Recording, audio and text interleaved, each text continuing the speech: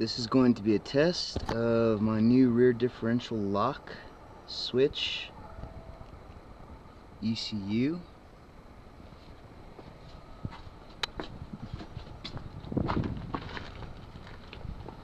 And Toyota E-Locker. First, spin the drive shaft.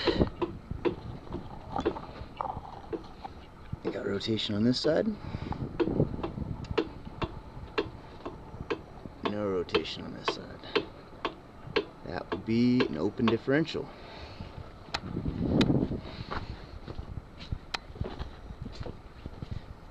Come back up front here and we'll hit the switch. The rear differential lock switch is blinking, which is indicating that the differential is not quite locked. So I'll go back to the rear end here and give it a little spin. We should hear it pop into place. There it is. And we'll try spinning the drive shaft one more time. Oh, we got movement here. And we got movement here.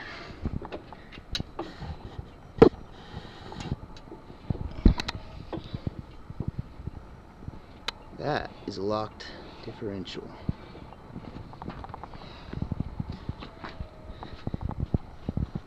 Come back up front real quick here. Hit the rear differential lock switch. Let's see if indeed the differential has unlocked. We got movement here.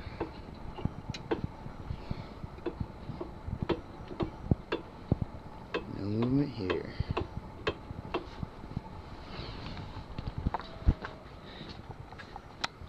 We call this a success.